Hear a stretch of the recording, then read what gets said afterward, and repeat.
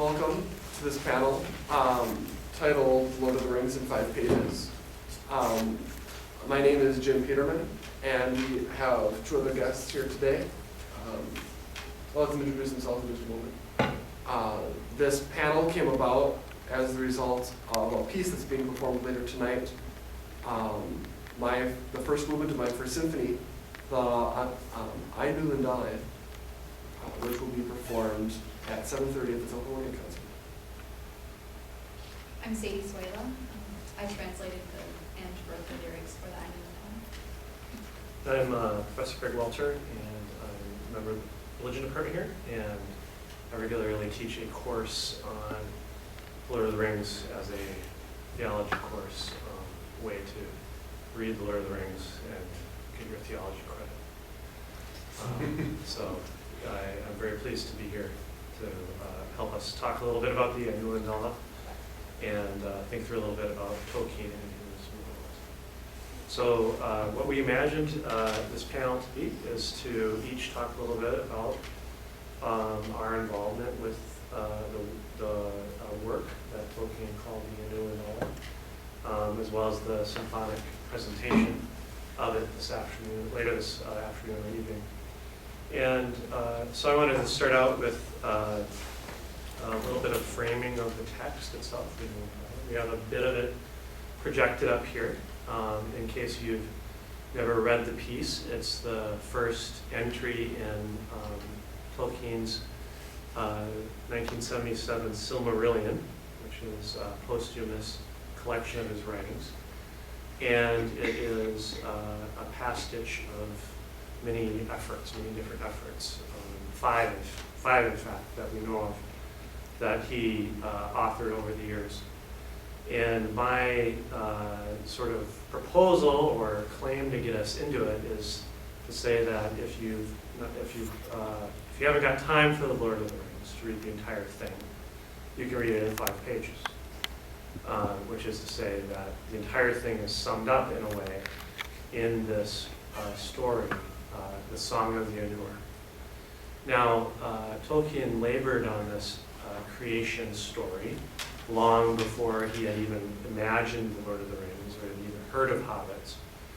And he had to confront the fact that over his career, he had a chance to publish, to share with the public his Hobbit stories, but the writings that were most dear to him, he never could get out into print.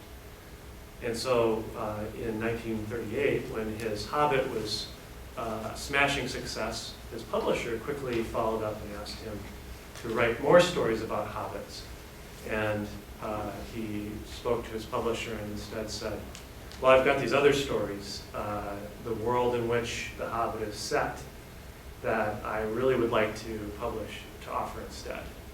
And through a convoluted history, through a complex interaction with the publisher and the publisher's reader, who looked at some of the texts that Tolkien had written and rejected them, thought they were too complicated or too obscure, or were too much like medieval Nordic saga texts, and so weren't really valuable or interesting to the English reading public.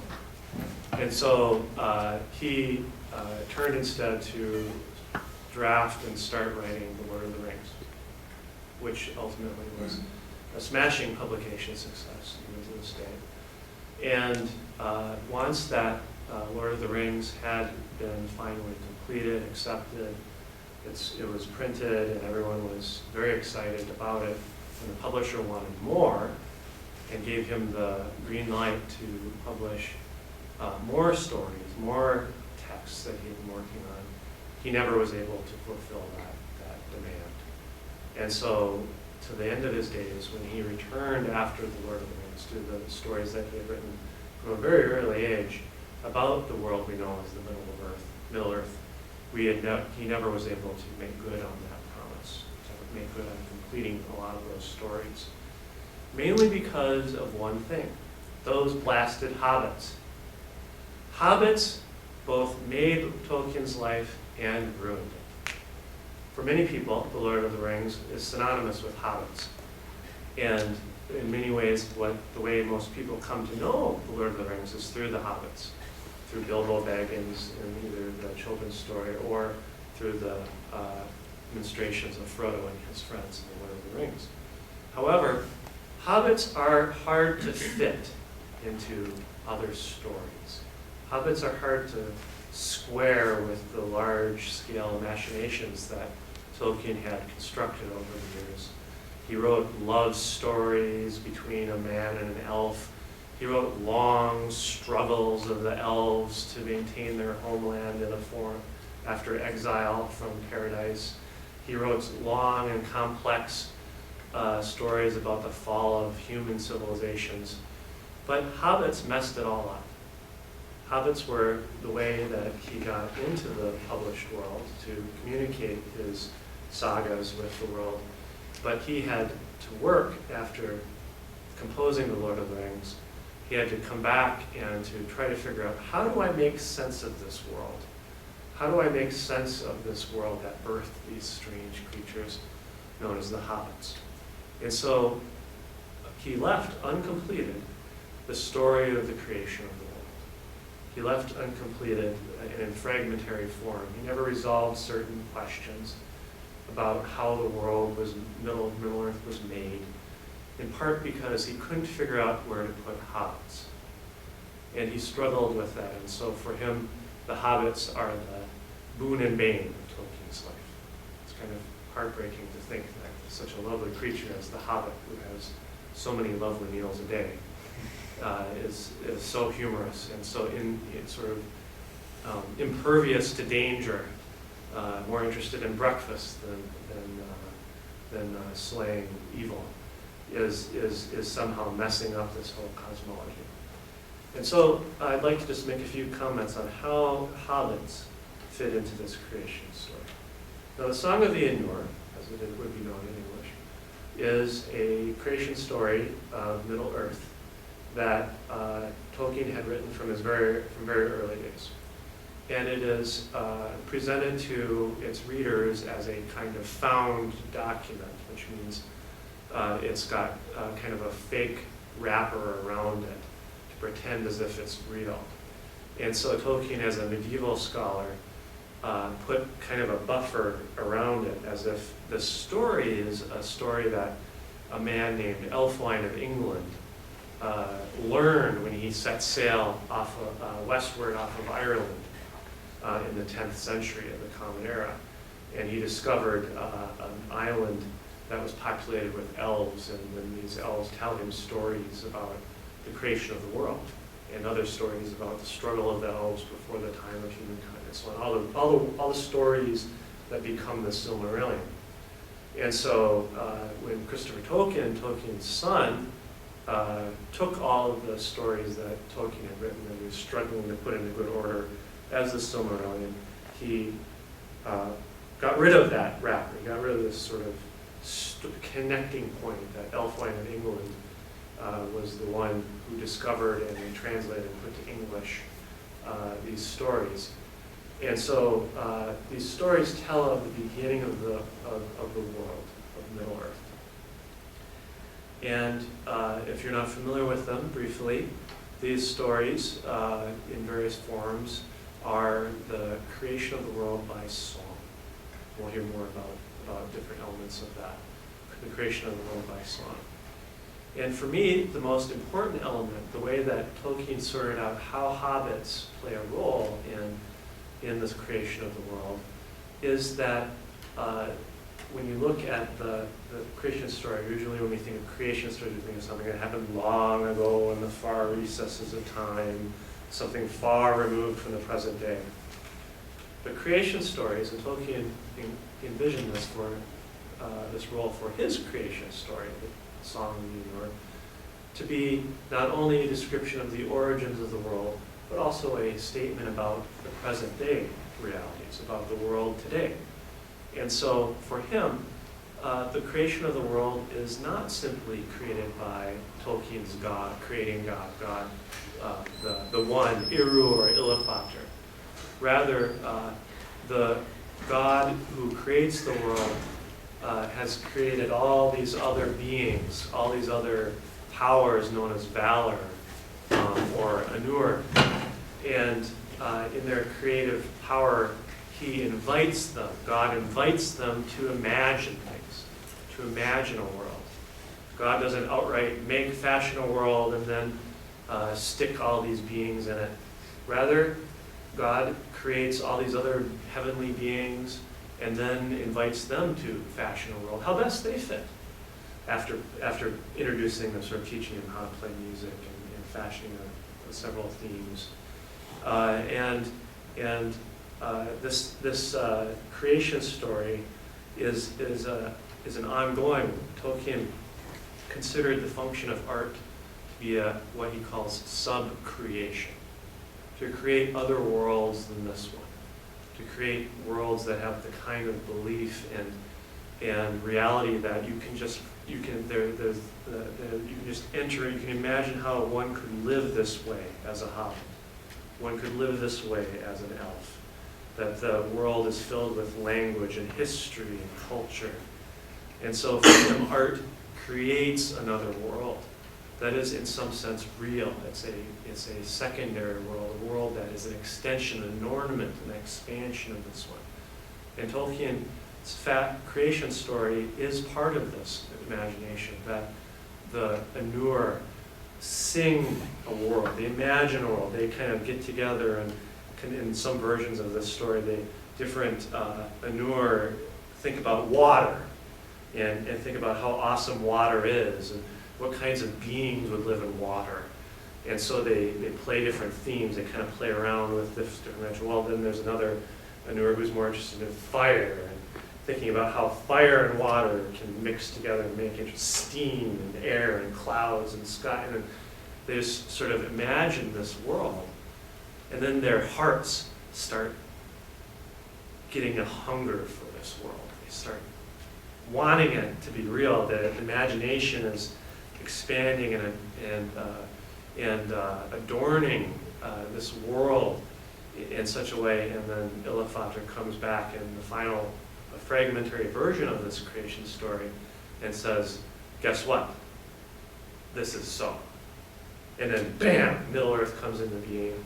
And some of the Anur enter into it and to tend it, to take care for it, and so on.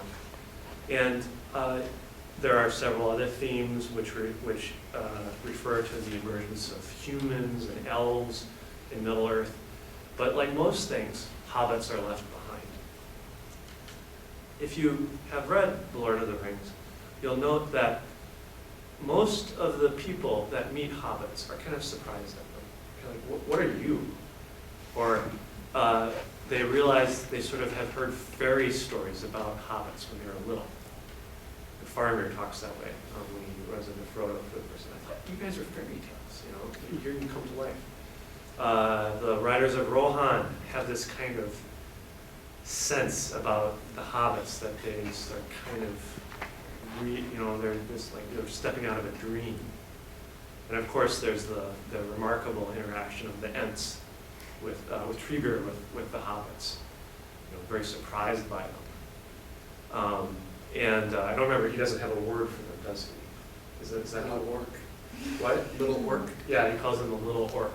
He's not sure how hobbits, Treebeard, who has lived forever, has seen it all. Hobbits just sort of pop out of nowhere. In a way, all throughout the Lord of the Rings story, just as Tolkien frequently recounted that he himself was surprised by hobbits. He didn't anticipate them, and they sort of popped out of his imagination, and he developed, the story, The Hobbit, and then ultimately made them the centerpiece of Middle-earth. If not, the action of hobbits is the centerpiece of the whole world, almost. And with the destruction of Mordor. And so when we see this creation story, it's a kind of an elf and human-centered creation story. But where do hobbits figure into this story? Where do hobbits show up? They don't have their own music. They don't have their own theme. Instead, I want to suggest as follows.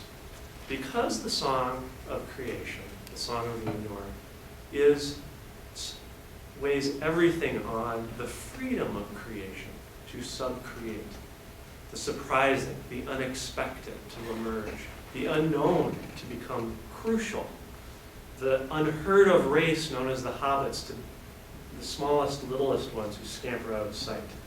Tolkien says, we don't see hobbits much anymore. They know when big people are around and hide, he writes. And so hobbits are the surprise. Creation for Tolkien is never finished. It's never completed because creation is an art that every single being has in its power and grasp to expand and adorn and surprise. And so for Tolkien, the hobbits are there and they aren't there in this story, the Song of the Ainur. They're there in that the creation is not over, it's not closed, it's not finished.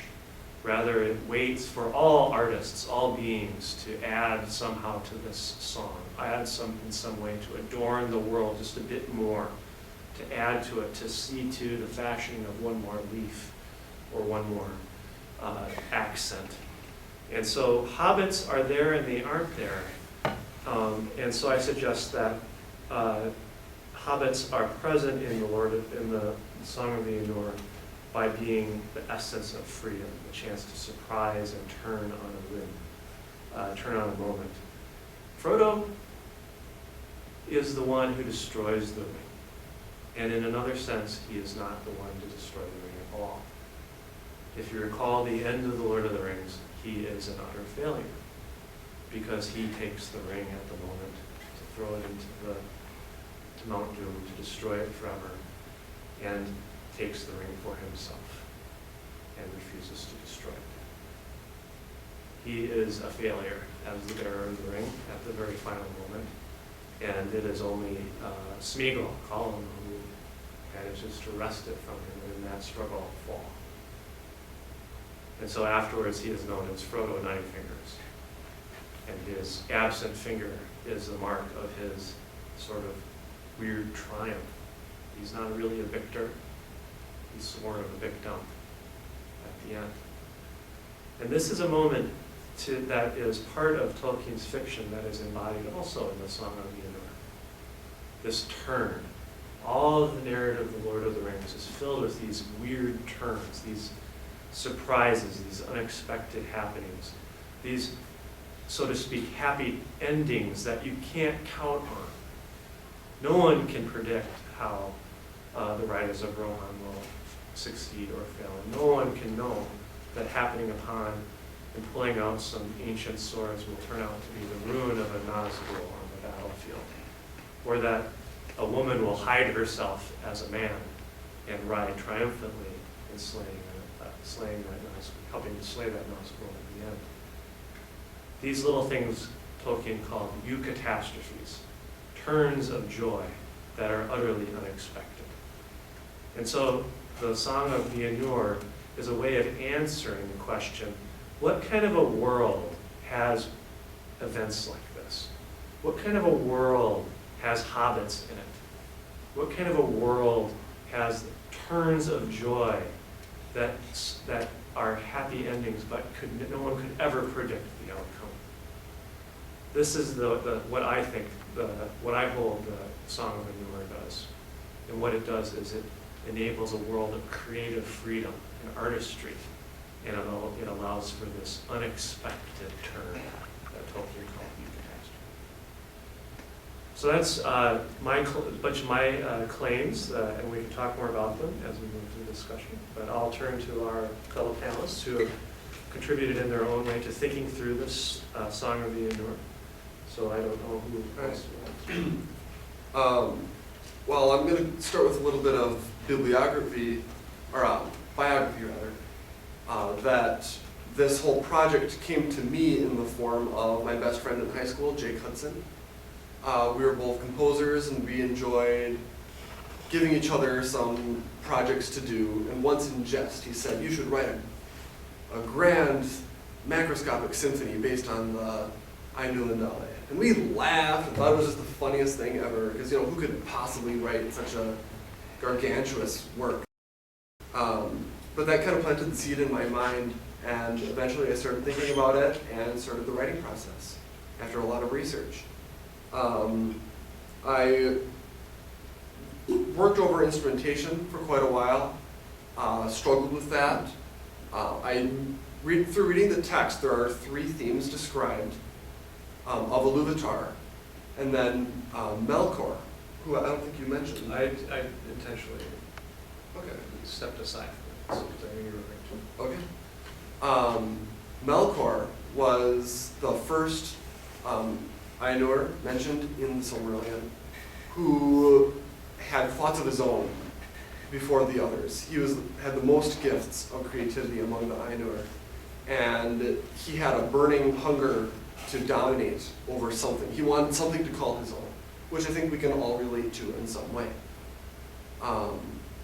And so when in the first theme of Iluvatar, he kind of mixed in some of his own melodies in the music of the Ainur, and immediately discord arose around him, because his melodies were not in accord with everything else, with the thoughts of Iluvatar. So then Iluvatar comes up with 2 more themes throughout the text, and eventually the whole thing ends. And so looking at this, I was trying to figure out how to break this into movements of a symphony, how to make it fit that form. And so I pulled out, originally I planned to have the introduction of the Ainur first getting their voices and being created and coming together to create a music, to call that the first movement, and then have the 3 themes of Iluvatar be the other 3 movements and have a 4-movement symphony. But it quickly became apparent to me that that first idea of the genesis of the Ainur would not work as a movement unto itself. It has no structure. So I combined that with the first theme of Iluvatar to create the first movement, which will be performed later tonight. And in that movement, I thematically created a hymn of Iluvatar, of glory, of praise, of everything that we would consider good or light. And at times it's broken in scattered voices, and all the way up in the piccolo, all the way down. I have 2 tubas in the symphony. And eventually it comes together as a great glorious theme and presents the splendor. And then I introduce Melkor in the first movement, creating an opposing concept of discord, of dissonance. And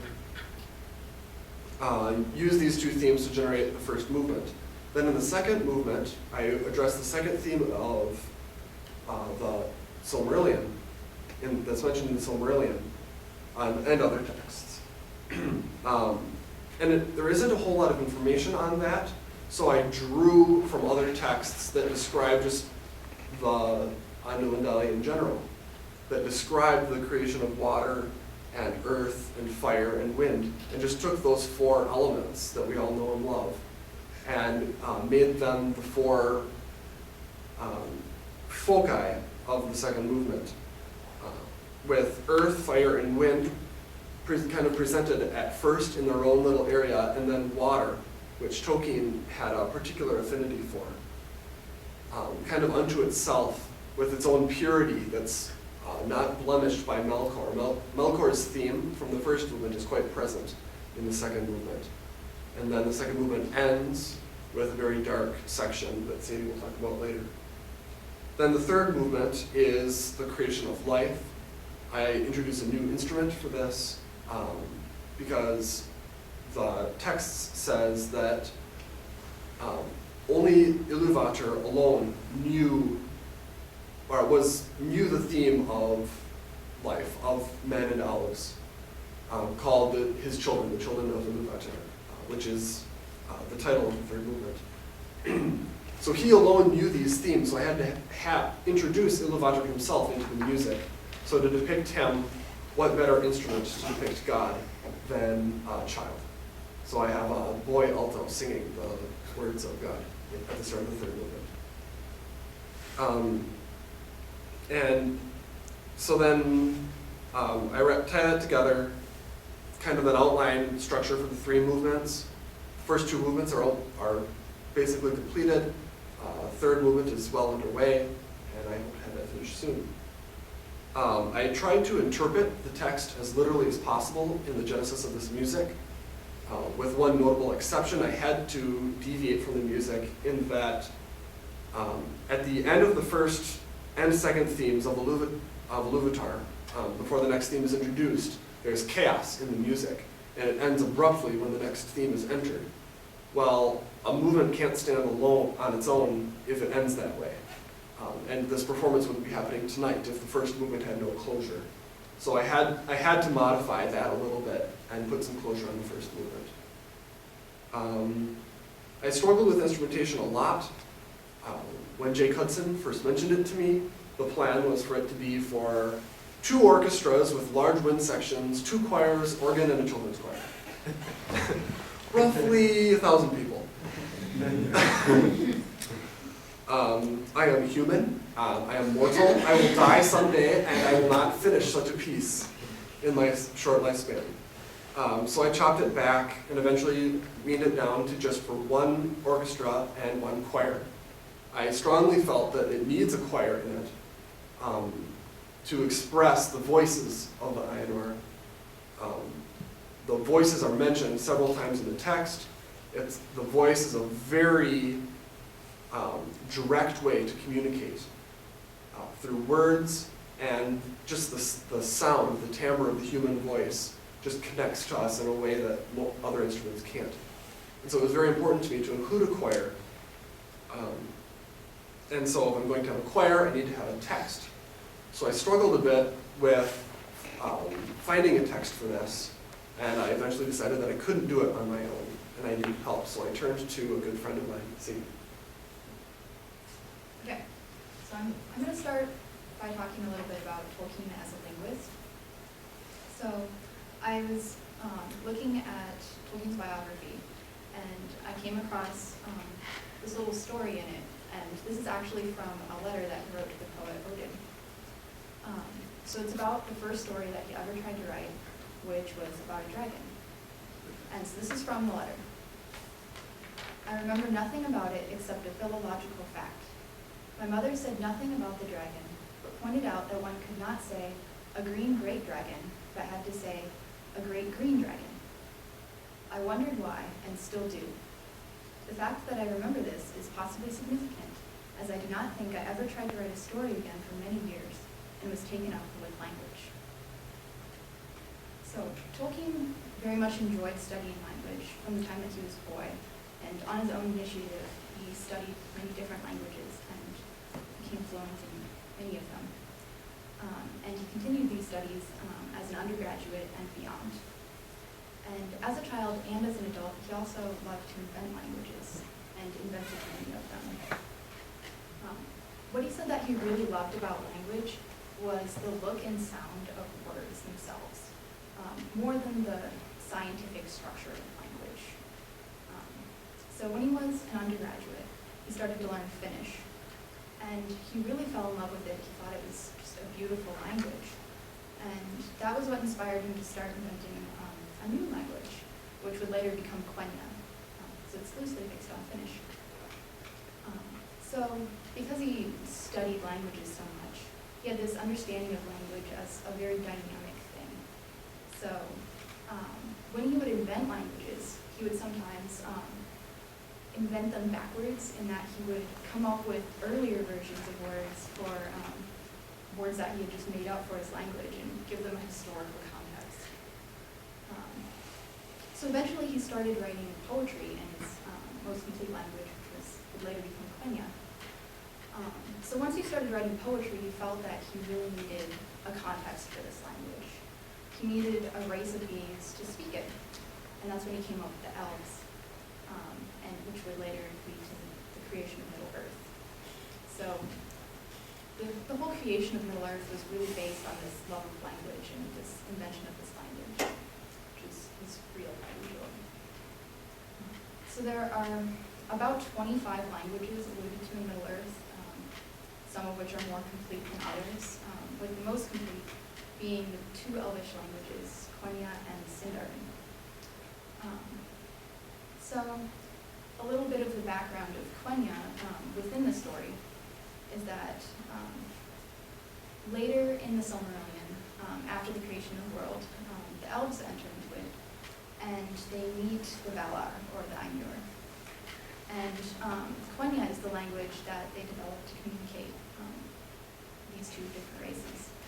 And the Valar take a lot of the elves to their land, Valinor, and that's the language that they all speak there. Some of the elves stayed behind in Middle-earth, and they developed this language, Sindarin, which Tolkien based loosely on Welsh. So he's described the relationship between Sindarin and Quenya to be about the same as the relationship between English and Latin. So when the elves came back from Valinor, back to Middle-earth, Sindarin was their most widely used language. So when we decided to start working on lyrics for the symphony, we had to choose what language to write in. And Jim wanted it to be in Elvish, so we eventually settled on Quenya. Makes sense because we really couldn't do it in any other language than Quenya or Sindarin because it wasn't complete enough. The Valar probably wouldn't have actually been singing in Quenya. It's debatable whether they were even actually using a real language, but if they had been, it probably would have been the language Valarin, which was what the Valar used among themselves. But there are very few examples of anything in this language, so it just wasn't going to be able to be used for the symphony. So Quenya, being the older Elvish language and also being called the language of Valinor, seemed to be a logical choice. So then Jim mentioned that there's a darker part in the second movement, and that's actually where we decided to include Black speech in the symphony. Now, there probably wouldn't have been speaking Black speech back in the creation of the world either, but we felt that it was really the right language to express the kinds of feelings of dominance and darkness that Melkar would have been trying to express. And there is kind of a logic between choosing or for using Black speech. It was supposed to be actually loosely based on Valarin, and Tolkien said that when he was coming up with the idea of Black speech, it wasn't going to be just a random mixture of all the nasty sounds that he could come up with in languages just to make it sound evil. He wanted it to be a real viable language that people could have used. So now a little bit for how I came up with the actual lyrics that I did and the words that I chose. My main philosophy when writing the lyrics was to always try to write what I most thought Tolkien would have written. So it was all based on a lot of research and read a lot of different things that Tolkien wrote on the Silmarillion. So, for example, if I was going to write a section about the creation of water, I would look up all of the different adjectives that Tolkien usually used to describe water, and then try to include as many of those in the symphony as possible. And for the more philosophically dense parts of the symphony, I tried to just take sections from the Silmarillion or Book of Lost Tales and translate them as closely as possible so that I would keep all of the original meaning that was supposed to be in the text and hopefully not change it too much. And then one other thing that affected the lyrics that I used were the musical restraints. So sometimes Jim would say, I need this concept in 3 syllables, or I need you to write about this in a paragraph or 3 paragraphs. And 1 syllable that means evil or darkness. And so those kinds of things also affected the lyrics that ended up being in the symphony. So the main resources I used for this work is this book, The Languages of Tolkien's Middle-earth, and then there's an online dictionary at onbareldaron.com, which was really useful.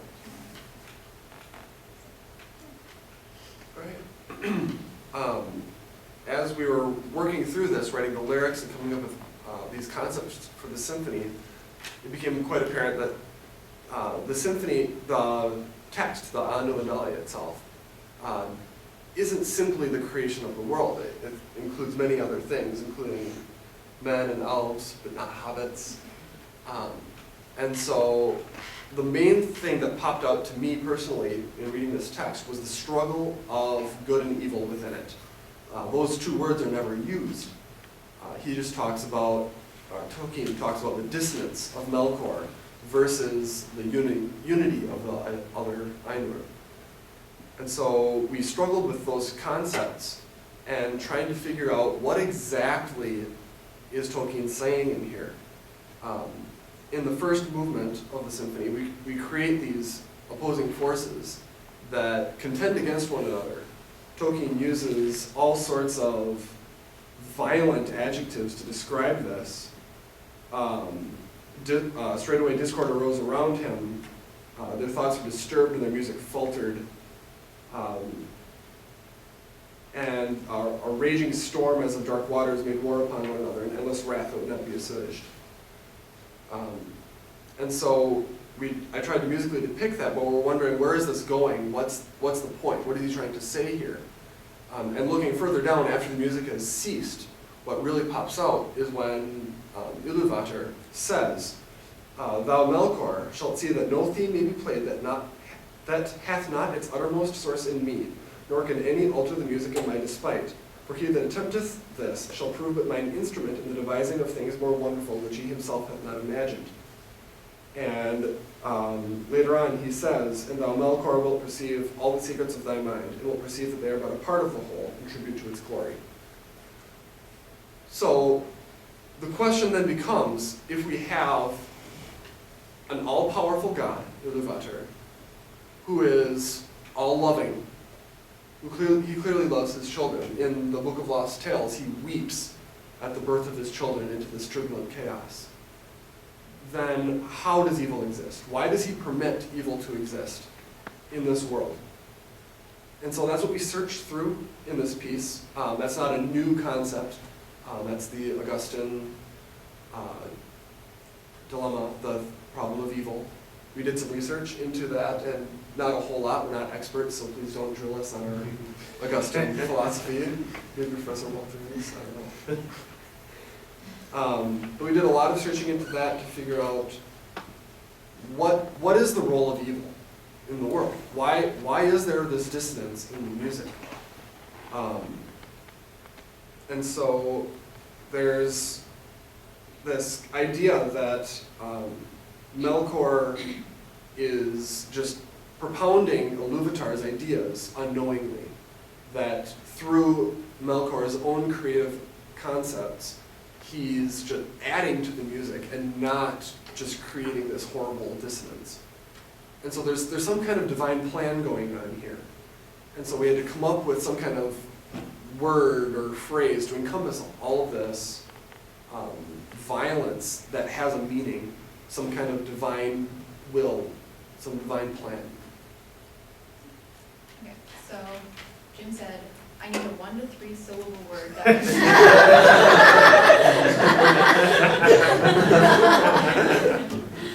can mean divine plan or purpose. So to translate that literally, I needed 5 syllables. And then I got it down to 4 syllables, but it still wasn't good enough. So I looked up every word that could possibly be related to divine or plan. And then we basically just shuffled them all around. And then finally, Jim came up with Einirmin.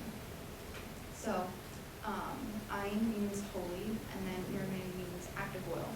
So holy active will is kind of the word that we chose to summarize the symphony. So in the third theme, this is where the problem of evil is, I guess, solved. So the way that we decided to put this into the symphony was we found this great passage in the Book of Lost Tales that really gets at this idea. So I translated it as closely as I could, and I came up with a paragraph that's almost exactly the same, except with there wasn't a word for marvelous or redounded, so neither of those two words made it in, but I can read that paragraph and then read the Elvish translation that I came up with. So. Here it is. Melkor's ideas but add to Iluvatar's great glory and make the music more worth the hearing, life more worth the living, and the world so much the more wonderful, that out of all of Iluvatar's deeds, it shall be said, more mighty and more lovely. So, in Quenya. Melkori intiar na napan ana Iluvatari alta alkar. Arkari lindale amba valda ilasta. Quivie ambe valda iquile. Ar arda na ole. I ambe alta elmenda. I et ili Iluvatari kardar quatuvas ambe kalora ar ambe melva.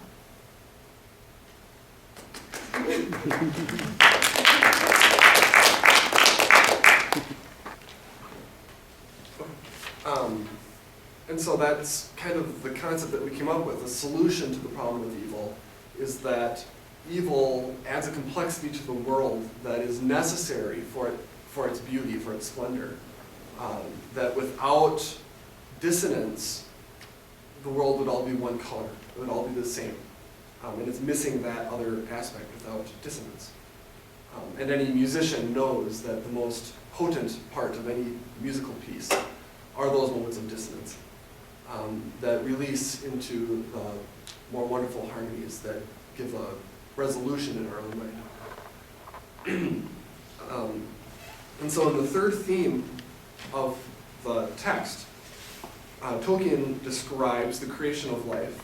I'll read a little bit here from the Silmarillion. And behold, the third theme grew amid the confusion, and it was unlike the others. For it seemed at first soft and sweet, a mere rippling of gentle sounds and delicate melodies, but it could not be quenched and took to itself power and profundity. And it seemed at last there were two musics progressing at one time before the seat of Iluvatar, and they were utterly at variance. This is what's important about life. The one was deep and wide and beautiful, but slow and blended with an immeasurable sorrow from which its beauty chiefly came. The other was now loud and vain, blah, blah, blah, and it essayed to drown out the other by the violence of its voice, but it seemed that its most triumphant notes were taken by the other and woven into its own solemn pattern. Describing that the beauty of life, that the dissonance of Melkor, the dissonance of evil, of everything that goes wrong in our lives, just adds to the glory of what it means to be alive. And so that's where we decided to go with this music. Sadie and I had two different interpretations for exactly how it does this, though. Two interpretations of Anirme, as you will. In my own interpretation, this dissonance very much exists in the world, and it adds to good in the world, and together they combine to create all this complexity that we see around us. An example that Tolkien uses is the snowflake, not to steal your example. The water, which is so pure and Tolkien just loved, mixed with the harsh cold that strives to conquer everything, creates this beautiful thing. An individual snowflake is a sight to behold, of course, let alone landscapes covered with them. Just creating this beauty that neither Melkor nor Ulmo, who created the water, could have conceived of on their own. It's only through their combination of their creative efforts that creates these beautiful moments.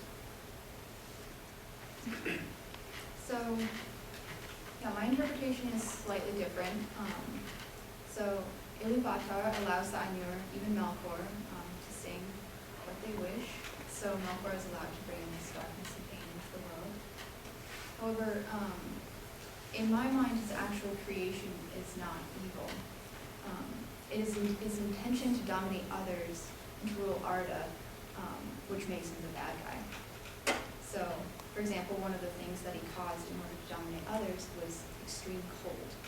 So, when people are thinking of, oh, extreme cold, the elves, these blizzards, frostbite, terrible consequences of was cold. But without that cold, there would have been no snow. But Melkor didn't know that he was creating the snow. It was only the intersection of his work with Ulmo and Manwë created the wind, which caused it. So during the music, only Ilúvatar could see that the final result of this code, which Melkor was using to dominate others, would be this wonderful complex snowflake.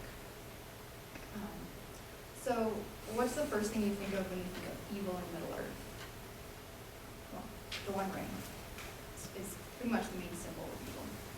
So why is the One Ring evil? Invisibility, long life, and power aren't bad things in themselves. But the problem is that the One Ring dominates the wearer, and it can only be used to dominate others.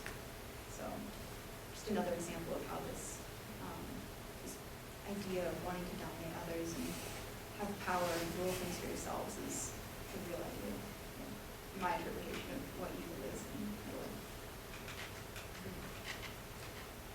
I think we're open to discussion now. If anybody has any questions or things they'd like to discuss. I always have questions to ask students. So if you have questions or anything you'd like to hear more about, you have both the composers and linguists here to aid you. Go ahead. I'm curious about the languages. Like you said that two of them are like mostly complete, like how complete? And what about like the other ones? Like is it just like 5 words or is it? Yeah. So Quenya and Sidrin, people claim to be fluent in them, but I think they have to add in a lot of things of their own. But it's complete enough to say pretty much anything you really want to if you don't want too much variance in your words. Most of the other ones are not much complete at all. They're more just mentioned in the Bible phrase or two, like Entish. Pretty much all there is of it is what you see in Lord of the Rings, which is a couple of poems in each. The Black speech section was very hard to write because most of what I had of it was just the one written poem. So it's a few lines long, and that was about all the words I had to work with. And then I borrowed a bit from the linguist who worked on the Lord of the Rings movies, added in a bit of his own. And, I used some of that just to make it a little more useful. There wasn't quite enough without it, but it was still a challenge, but managed to make it work. Just for that one section, I couldn't have done much more without repeating myself. Yeah, I think there's something about 15 different Elvish languages and dialects mentioned at different points. So clearly some of them are just alluded to and never really have a word actually made in them. But We're a long way from developing a concentration. Quite yet. Other questions? Go ahead. The creation story in Silmarillion is described all in musical terminology. Is your symphony following sentence for sentence and paragraph for paragraph the description of the music as it's given, so that at any point in your symphony a knowledgeable person can say, oh yeah, he's in paragraph 7? Yes. Yes, if you attend a concert, a theoretical concert of the whole symphony, you could sit there with this text right here and just look through it and say, well, now he's right here and he's going right down it. The one notable exception that I mentioned earlier is the end of the first movement. There is no resolution in the Silmarillion text, but I had to put some resolution so that it could be performed on its own. Some sections in here, maybe these first 3 paragraphs, the first half, more than that actually, comprise the first movement, and the second movement is about 1 sentence. So I had to turn to other texts for the creation of earth and fire, wind and water. They are mentioned in great detail in other places, but not here.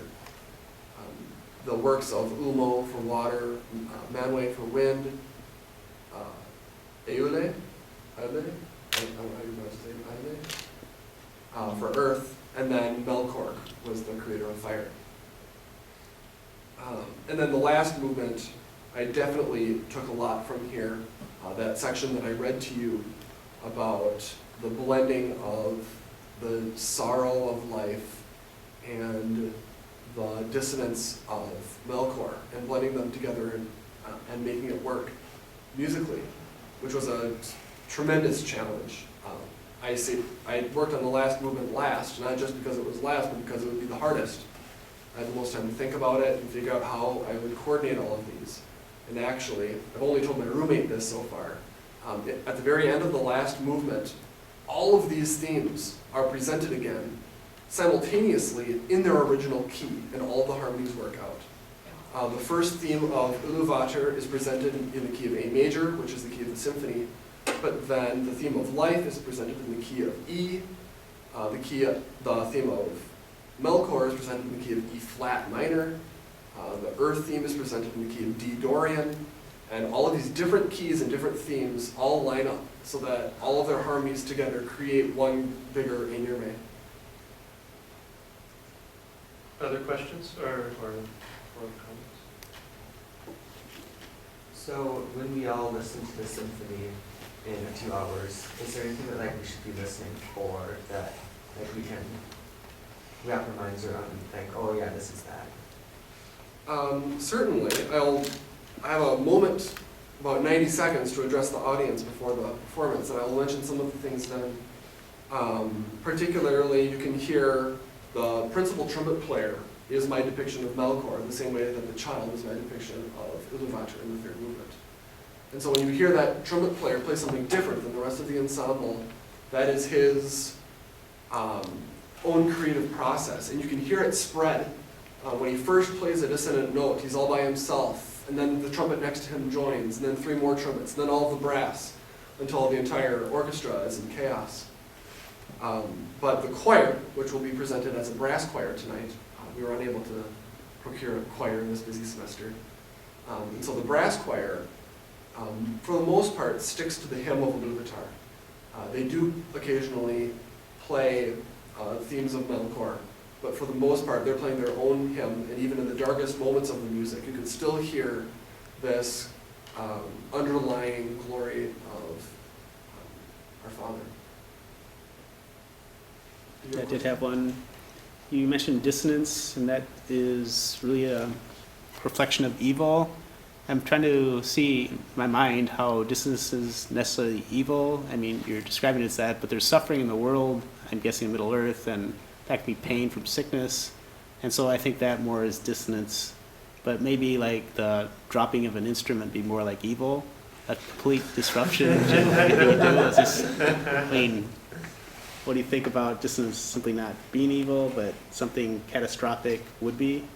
Right. The way we interpreted this, dissonance, to just be any sort of strife, no matter how grand or trite.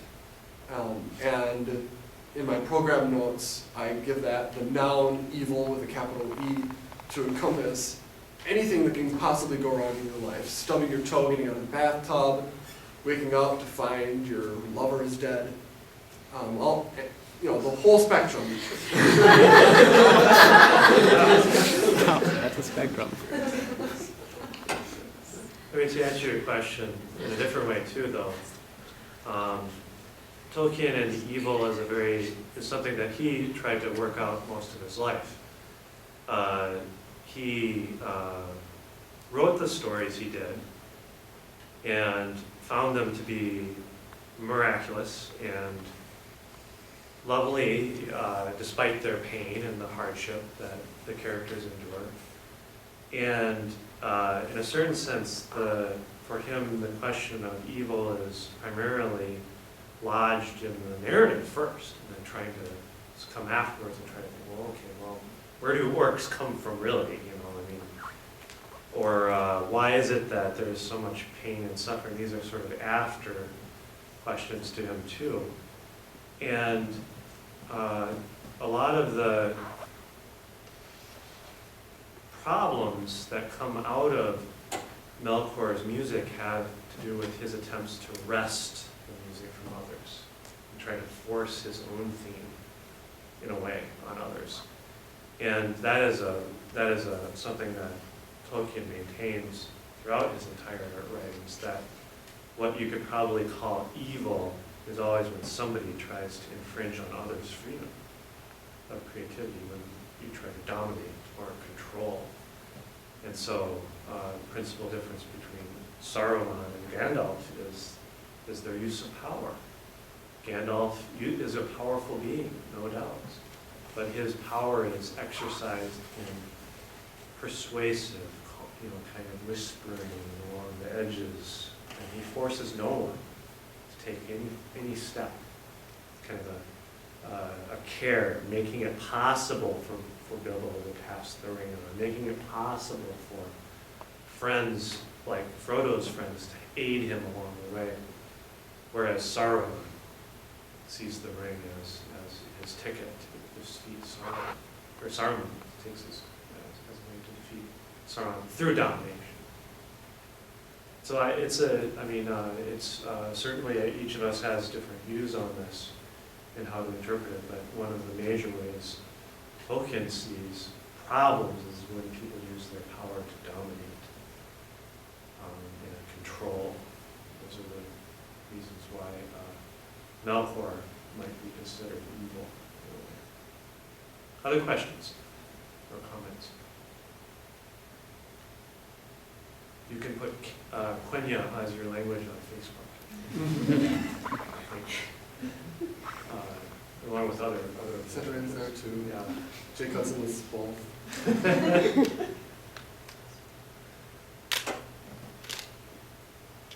think we're just about out of time. Great. Thank you all for Well, coming. thank you for the work of these two students, and I hope that you can all attend the concert later today and enjoy the fruits of their labors.